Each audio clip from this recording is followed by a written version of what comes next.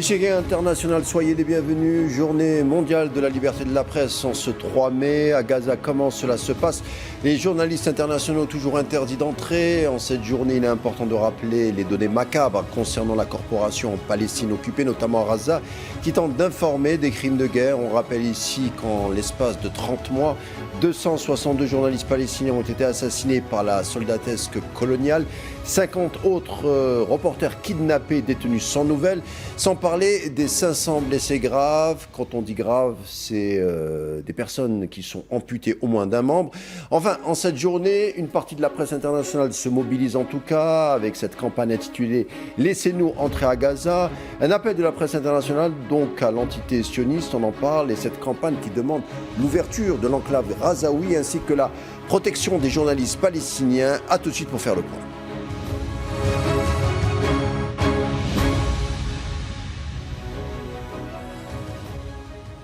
On l'a dit, depuis le 7 octobre, au moins 262 journalistes palestiniens ont été tués par l'entité sioniste, soit plus que la Première Guerre mondiale, la Seconde Guerre mondiale, la guerre au Vietnam, la guerre en Afghanistan combinée, sans parler des 20 journalistes tués par les bombardements sionistes au Liban. Pour en parler de cela et bien d'autres sujets, je reçois le réalisateur et auteur Eyal Sivan. Bonsoir.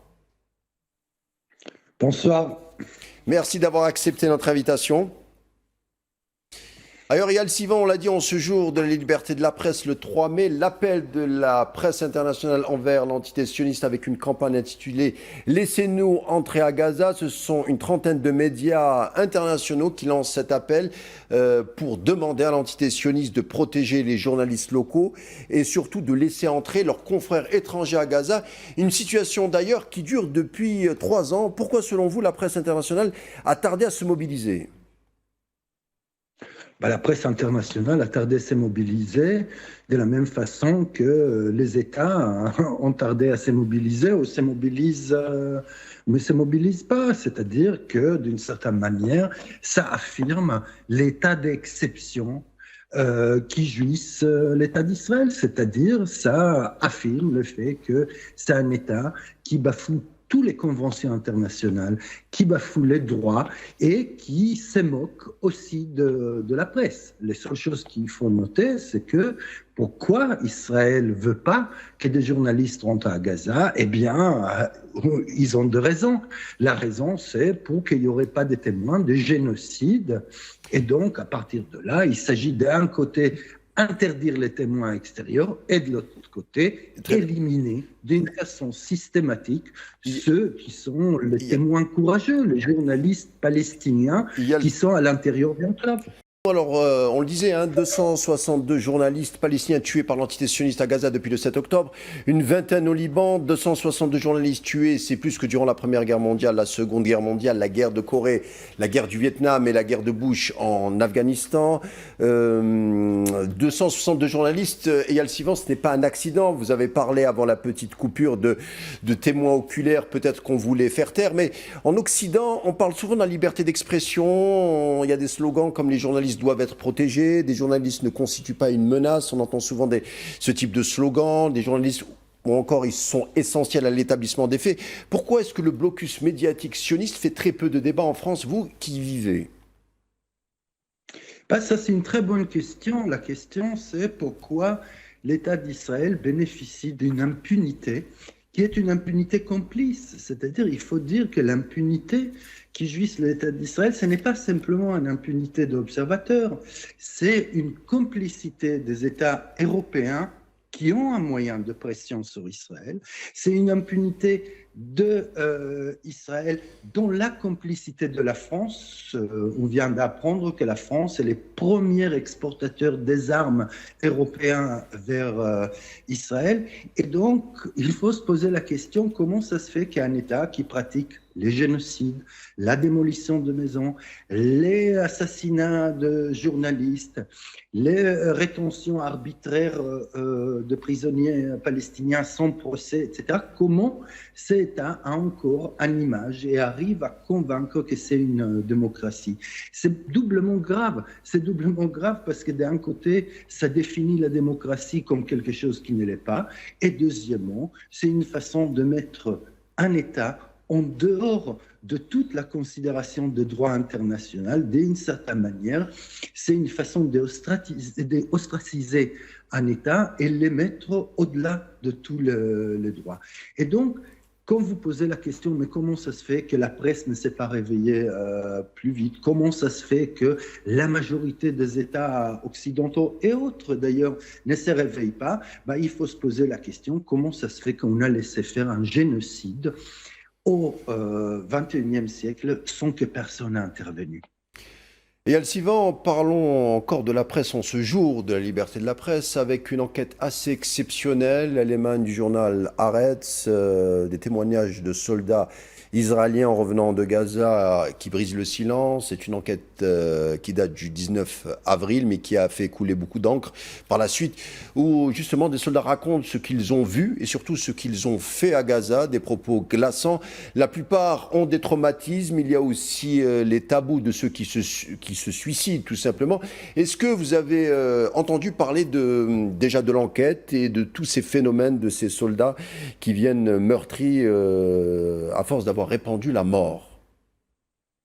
Écoutez, oui, l'enquête d'Haaretz suit de différents articles, de différentes informations qui a fuité depuis 2 ans et demi concernant les post-traumatismes des soldats, l'utilisation accrue des drogues à la fois dans la société israélienne et dans l'armée israélienne.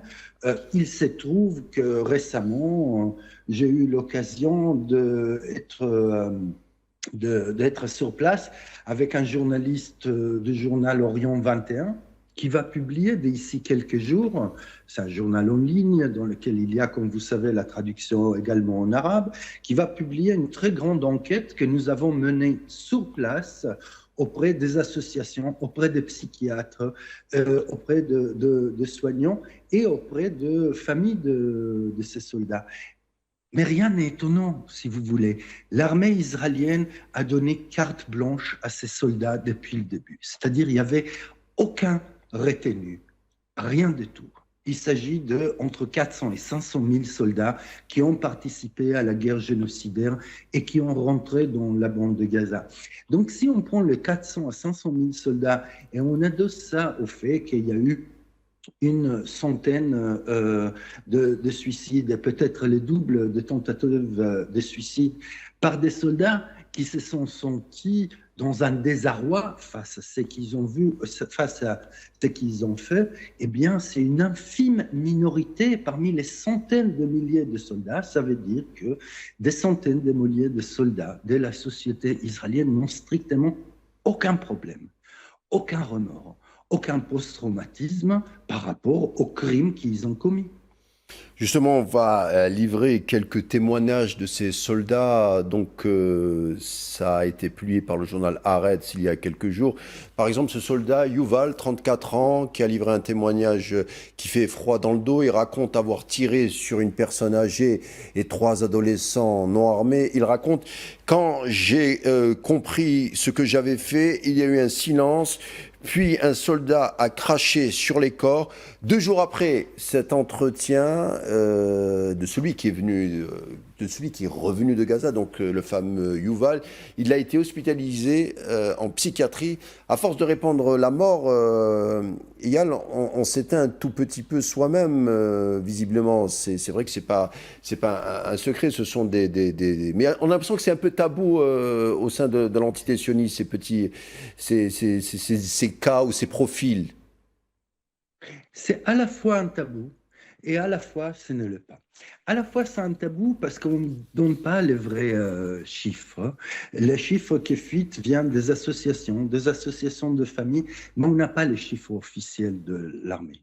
Mais en même temps, si vous voulez, il y a une instrumentalisation aussi de post-traumatisme de soldats, de fait que les soldats sont hospitalisés ou traités par des médicaments. Qu'est-ce que je veux dire par une instrumentalisation? Vous savez, Israël est basé sur l'idée que c'est une victime éternelle, c'est une position victimaire et c'est ça qu'Israël vend au monde et c'est pour ça qu'elle a aussi l'indulgence. Eh bien, mettre en avant le post-traumatisme de soldats, d'une certaine manière, il y a là une perversion. Ça veut dire quoi? Ça veut dire qu'on nous dit c'est une armée finalement qui est morale, la preuve qu'on a des soldats qui sont malades de ce qu'ils ont fait. Il faut dire les choses telles qu'ils sont. Les traumatismes de soldats, il est réel. Mais le problème, ne pas traiter les soldats, il est impossible de traiter ces soldats dans les cadres psychiatriques parce que la source de problème n'est pas l'acte individuel qu'ils ont fait, la source de problème est le fait que la colonisation, l'apartheid et la guerre génocidaire sont tout à fait légales et normalisées au sein de la société. Et ce qui se passe avec ces soldats, c'est qu'ils vivent dans un décalage. Certains, une minorité infime, répétons-le, sentent qu'ils ont fait quelque chose de mal. Mais quand ils reviennent au sein de la société, on les traite comme des héros. On dit, mais ce que vous avez fait, c'est très bien. Vous prenez l'exemple là, vous me dites, bah voilà, il y a un soldat qui a dit qu'il a tiré sur des femmes et des vieilles femmes. Il suffit de voir les nombres de vieilles dames qui ont été assassinées. Suffit de voir le nombre des enfants qui ont été assassinés. Il faut voir le nombre de femmes et autres qui ont été assassinées. Et bien, derrière chaque assassinat, il y a soit un pilote, soit un soldat. Et encore, je répète, ça veut dire que la majorité des soldats n'ont strictement aucun problème.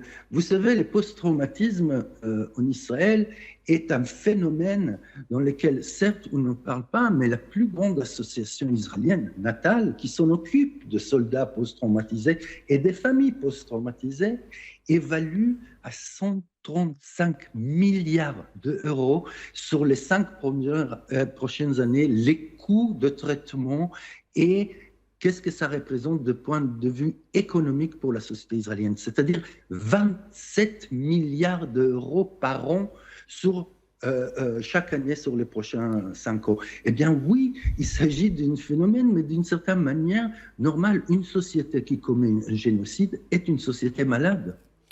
Autre témoignage, cette fois-ci de l'officier femme Maya, qui a vu un char ouvrir le feu sur 5 Palestiniens non identifiés comme armés, puis elle voit un soldat uriner sur un détenu civil, les yeux bandés. Aujourd'hui, dit-elle, une seule phrase me hante, comment ai-je pu rester là sans rien dire. Cela rejoint un peu ce que vous disiez, vous, d'autres juifs anticoloniaux comme Sylvain Cyprès, qui parlent de l'entité sioniste contre les juifs finalement. Même les juifs sont emportés et hâtés dans une forme de spirale morbide, meurtrière, et ça inquiète beaucoup de juifs en tout cas. Bien sûr, il faut savoir qu'Israël se présente comme l'État représentant tous les Juifs et qu'Israël agit aussi au nom du peuple juif et pour le bien du peuple juif. Eh bien, à partir de là, il y a une association assez naturelle et très malsaine de tous les Juifs à l'égard de l'État d'Israël. Et donc, à partir de là, c'est à nous, Juifs antisionistes, anticoloniaux, venir et dire non, Israël, vous ne représentez pas, et plus que ça, l'agissement aujourd'hui criminel de l'État d'Israël sont un danger sur les Juifs du monde. C'est-à-dire Israël aujourd'hui ne représente pas du tout, et d'ailleurs n'a jamais représenté, un bouclier vis-à-vis des Juifs. Au contraire, Israël aujourd'hui criminalise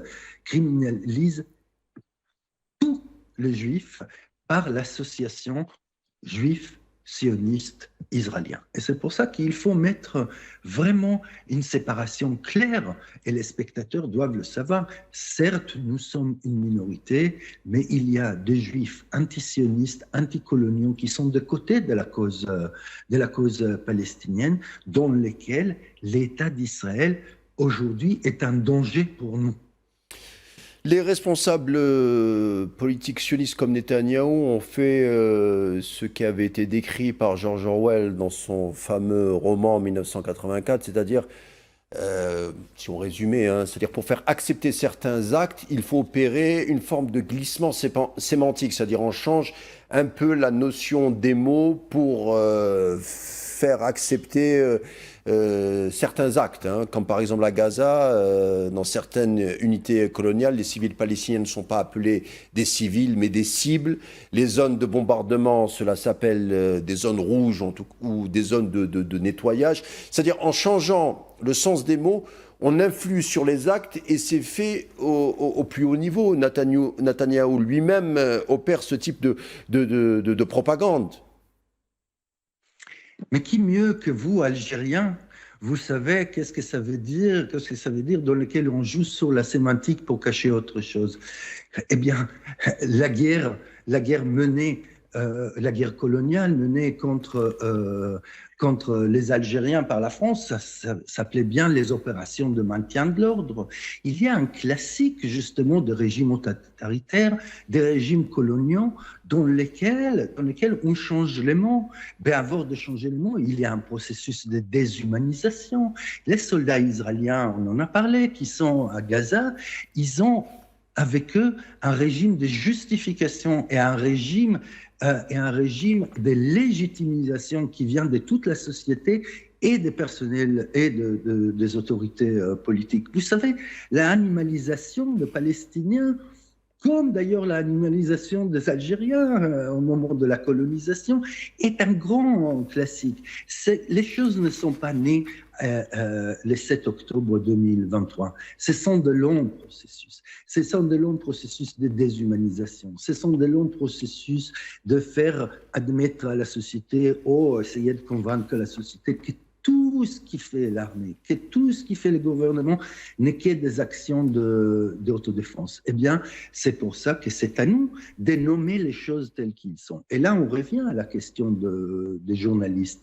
On peut mettre tous les mots qu'on veut, mais les témoignages de journalistes sur place sont fondamentaux justement pour donner des mots sur les réels. Et bien voilà encore une raison pourquoi on ne veut pas des journalistes sur place. Mais certes, l'idée de génocide, il faut le rappeler, un génocide, ce n'est pas la quantité de gens qui sont tués, ce n'est pas la forme qui sont tués. Les génocides dans le droit international, c'est l'intention génocidaire, l'intention d'exterminer, éliminer une partie d'une société. Et bien quand le président de l'État, et lui, ce n'est pas Netanyahou, dit il n'y a pas d'innocents à Gaza. Quand il y a le ministre de la Défense qui dit c'est des animaux, et ils vont être traités de la sorte, eh bien, les soldats ont avec eux la légitimité, en réalité, de quoi? De tuer des animaux, d'exterminer des non-humains, et donc, d'une certaine manière, faire un travail qu'eux, ils considèrent de salubrité publique. Même au sud Liban, on a vu certains soldats sionistes entrer dans les maisons vides, prendre des bijoux, des vêtements, des souvenirs. D'autres cassaient des meubles, taguaient les murs, ont filmé le tout pour poster sur les réseaux sociaux. Les preuves sont là avec des actes revendiqués, des actes dont on était fier. Ce sont des choses qui sont rentrées dans la norme, c'est-à-dire depuis le 7 octobre. Ce qui était un peu considéré comme des actes coloniaux, petit à petit ont été normalisés aujourd'hui, même au niveau occidental. C'est-à-dire, c'est vrai qu'il n'y a même plus besoin de dénoncer parce qu'à force, on nous a fait presque accepter un état de fait, c'est-à-dire l'état colonial. Vous dites deux choses qui sont extrêmement importantes. La première, c'est que avec la guerre génocidaire à Gaza, nous avons vu un phénomène qui est un phénomène unique. On a vu les bourreaux, en l'occurrence les soldats israéliens, qu'en direct, pendant qu'ils commettent les actes, ils les postent d'une façon revendiquée, assumée, sur tous les réseaux sociaux. C'est-à-dire qu'ils ne se cachent pas, et même plus que ça, ils en sont fiers. Eh bien, on peut se poser la question, mais comment c'est possible? Eh bien, c'est possible de deux raisons. Bien évidemment, c'est l'impunité, puisqu'il y a une impunité totale, puisqu'aucun soldat n'a ni peur des autorités militaires israéliennes, ni peur des conséquences internationales, eh bien, il y a l'impunité. Mais il y a un autre élément. S'ils ont pu poster tout cela, s'ils ont pu montrer ça en temps réel, ça veut dire qu'ils ont eu l'autorisation de l'armée. Et donc là, d'une certaine manière, on arrive à votre deuxième remarque qui est extrêmement importante. Israël a une méthode qui est une méthode ancienne. Faire accepter l'inacceptable. Faire accepter au monde l'inacceptable. On commence par coloniser, on voit que le monde ne dit rien, on augmente la colonisation, on va augmenter la répression, on va tuer des journalistes et tout est normalisé. C'est-à-dire, d'une certaine manière, les choses sont banalisées. Et moi, je crois profondément que ce qu'Israël est en train de faire au niveau de Liban, au niveau de Gaza, on l'a vu en Syrie, c'est normaliser la brutalité, normaliser une occupation à outrance. Israël occupe une partie de la Syrie, une partie de Liban, une grande partie de la bande de Gaza. Eh bien, c'est normaliser et faire accepter l'inacceptable comme une banalité. Alors le sol, c'est désespérant, évidemment. Et on se dit, mais comment on peut s'en sortir? Eh bien, les seules choses qu'on peut se dire, c'est qu'il n'y a aucun régime colonial qui a duré. C'est très dur, ça peut durer beaucoup d'années. Qui, comme vous, Algériens, le sait, ça peut durer 130 ans, mais ça s'arrête à un moment. Mais plus que ça s'arrête à un moment. Aujourd'hui, nous avons en main, grâce aux soldats israéliens, nous avons toutes les preuves contre eux.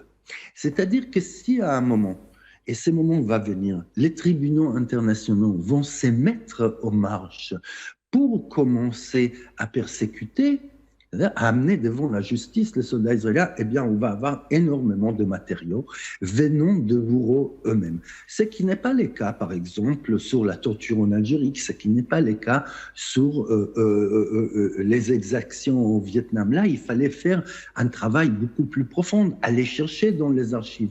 C'était le cas en Yougoslavie. Et bien là, on a l'avantage, c'est que avec leur côté complètement assumé, eh bien, ils nous donnent aussi les preuves contre eux dans un moment où la justice va commencer à se mettre en marche. Dernière question, il y a le Sivan, on le rappelle, hein, on le dit, on le signale plutôt, certains pilotes sionistes ont demandé d'être relevés de leur mission une fois qu'ils reviennent de Gaza. Ils ne veulent plus participer au massacre, c'est en tout cas ce que révèle le journal Haaretz.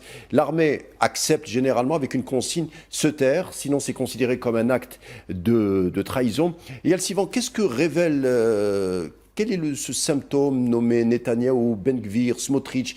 De quoi il serait le signe ou le symptôme pour les Juifs? Il est le symptôme d'abord, je dirais d'une façon ironique, c'est que, voilà, la preuve, les Juifs, c'est des gens comme les autres. Il y a aussi des Juifs fascistes. Ça, il faut le dire. Mais ça révèle autre chose.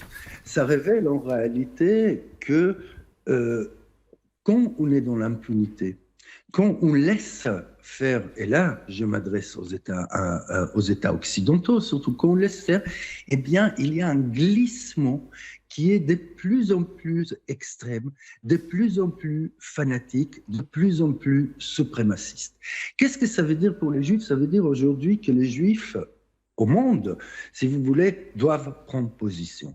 Ils doivent prendre position, soit être associés à ce crime, soit être associés à cette forme fascisante et suprémaciste, soit malheureusement mettre devant, prendre le devant, élever la parole en disant ça, ce n'est pas le judaïsme. Ça, c'est une perversion criminelle, c'est une instrumentalisation politique de judaïsme avec sa tradition, ou ses traditions diverses, que surtout, ce ne sont pas des traditions de fascisme criminel et suprémaciste. Merci beaucoup, Eyal Sivan. Très content d'avoir pu échanger avec vous.